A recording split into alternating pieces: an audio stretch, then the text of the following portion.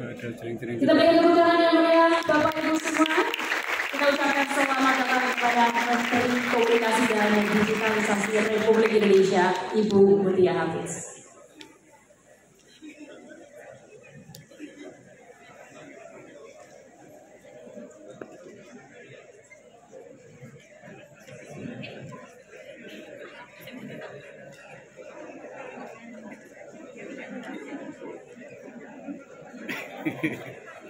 Oke, selamat datang Ibu Mutia. Terima kasih yang hadir. Kita sudah ngobrol-ngobrol santai ya, seputar AI bersama teman-teman mahasiswa di sini. Oke. Dan tadi kita lagi berbicara soal prompt, dan rupanya ada banyak sekali teman-teman dari mahasiswa yang sudah sangat familiar dengan mahasiswa saat ini. Apa sih yang di Solo? Kita buat program yang minggu lalu di Solo, nanti sama dari Solo bisa mengoptimalkan fasilitas dan teknologi yang ada. Itu menurut saya paling. Tapi mungkin kata-kata terakhir ya, AI di tangan orang baik bisa melahirkan hal-hal yang baik. Tapi kalian ingat, AI di tangan orang yang jahat bisa melahirkan hal-hal yang menyeramkan juga. Dan semua bisa jadi lebih mudah. Jadi apa yang harus diperhatikan dalam era perkembangan AI ini? Skill critical thinking kalian. Soalnya naik ke step-step berikutnya, ke gear-gear berikutnya, gear 5 movie ya. Kalian harus naik gitu. Kalian harus benar-benar lebih kritis karena informasi yang di depan mata kalian ini, kalian bisa benar-benar telah memverifikasi kebenarannya. Teman-teman semua di kami mohon dengan hormat kepada Ibu.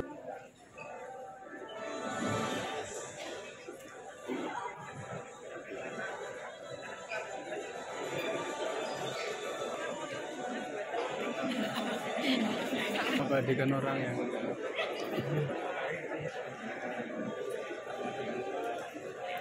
teman-teman semua untuk para mahasiswa kita, terima kasih Mas Doni, terima kasih kajian yang sudah kita hari ini.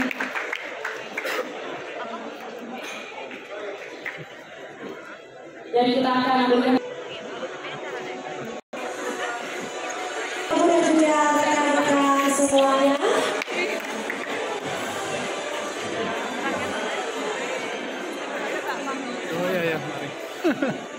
yang relate ya dengan kehidupan sehari-hari dengan kebutuhan untuk tetap jangan sampai kita yang terperdaya.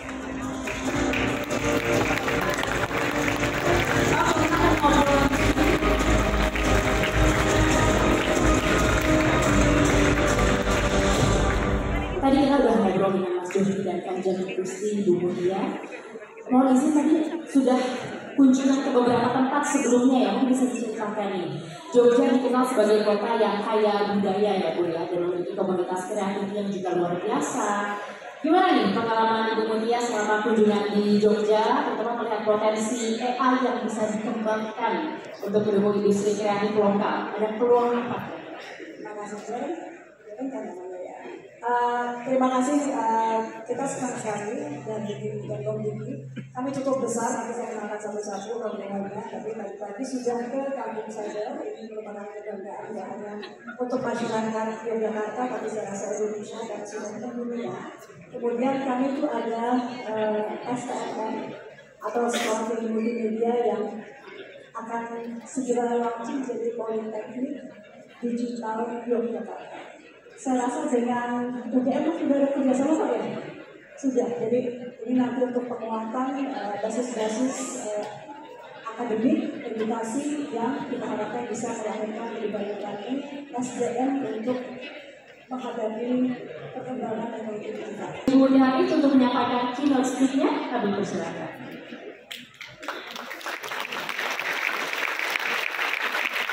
Wabarakatuh. Selamat siang, salam sejahtera untuk kita semua. Om Swastiastu, Namo Buddhaya, salam kebajikan. Bapak Ibu yang kami hormati, Sujito SOS MSI. Lupa, makanya saya perkenalkan khusus. Jadi ada satu penelitian yang juga akan fokus memastikan bahwa internet kita akan diisi atau akan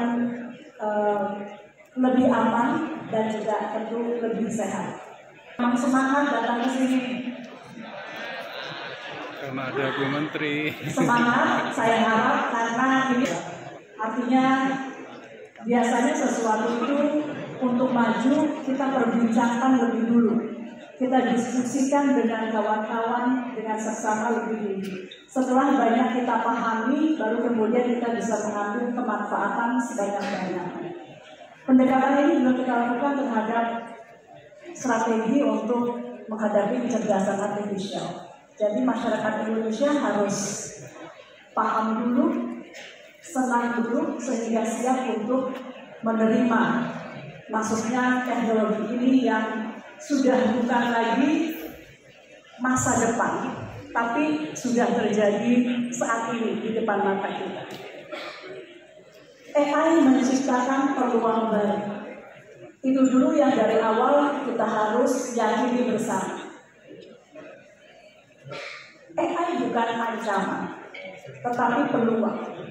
Sekali lagi, ini yang harus jadi keyakinan kita bersama. Menggantikan manusia, tapi memperbesar dampak kita, kemanfaatan kita sebagai manusia. Generasi muda tentu harus menjadi bagian dari peluang ini dengan terus belajar beradaptasi dan menciptakan sesuatu yang bermakna. Kontribusi ekonomi digital di Indonesia diproyeksikan meningkat dari 90 miliar dolar Amerika pada tahun 2024 menjadi 130 miliar dolar Amerika pada tahun 2027. Ini potensi yang luar biasa. Indonesia mungkin belum menyadari bahwa teknologi yang digunakan itu berbasis AI. Sebetulnya kita semua sudah menjadi pengguna dari kecerdasan artifisial, yaitu dengan angka 1,4 miliar kunjungan ke platform-platform AI. Hal ini menunjukkan betapa besar antusiasme dan potensi AI di kalangan masyarakat kita. Ini dari awal sudah mengikuti terus yang namanya AI ethics.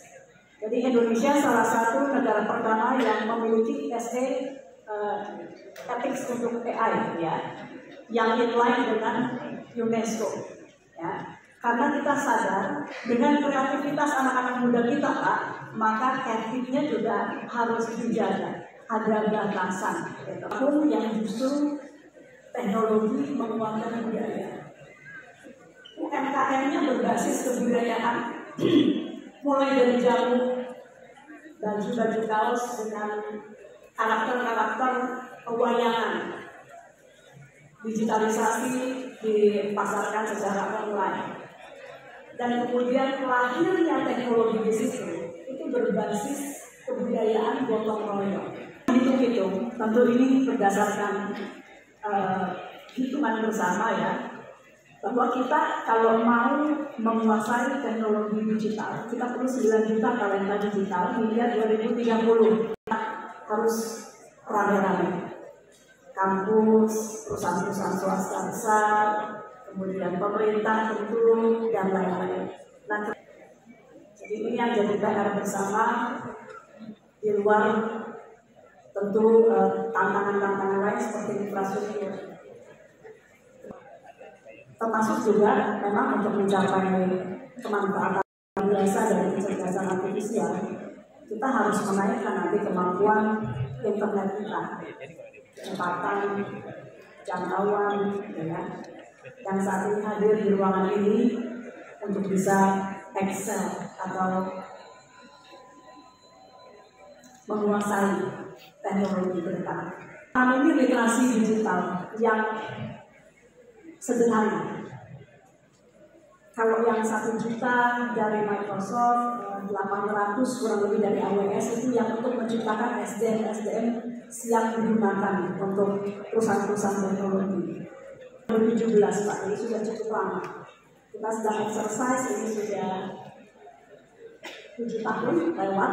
Apakah kita sudah mampu untuk meminta harus ada 40% BKD terkhusus kepada industri-industri yang terkait dengan teknologi. Dengan baik, kita harus jadi kusir yang baik, kita harus jadi pilot yang baik. Pak Presiden di Peru dalam KTT APEC menyampaikan bahwa kemajuan teknologi ini harus dibarengi oleh wise leaders, pemimpin yang bijak, Jadi kalau tadi teknologi, kita jadi pilot dari teknologi ini, enaknya sekarang kita punya co-pilot yang akan membantu kita. Secara sederhana, artificial intelligence atau kecerdasan artifisial adalah alat membantu kita di semua sektor. Tapi bayangkan, sama pilot nggak bisa digantikan kan Pak? Kecuali dalam keadaan darurat betul. Co-pilot, biasanya pengetahuan pilot lebih banyak. Tapi dengan artificial intelligence, co-pilot kita adalah yang terbaik, yang paling paham, yang tinggal kita tanya saya harus kemana, dia bisa jawab. Bukan salah kata, kurang sopan. Dan siapa yang paling cerdas pertanyaannya, dialah yang menguasai artificial intelligence. Itu mengambil tim pengajar yang memang kami diminta dalam 10 menit hanya bertanya, hanya saling bertanya. Ya kalau mungkin adik-adik muda-muda masih biasa Pak ya, kalau usia kita kan ribu ya Pak, sudah ya belum terlalu kenal, diminta bertanya dalam waktu 10 menit. Ini saya yang nanya 10 menit. Terus lawan bicara saya nanya saya lagi 10 menit. Jadi untuk apa? Untuk melatih bertanya, karena di era kami memang belum biasa. Kemarin kita lakukan itu bukan dalam hal artificial intelligence tidak, tapi bahwa pemimpin AI ataupun tidak, menggunakan AI ataupun tidak, itu harus punya kemampuan bertanya, harus punya critical thinking yang baik.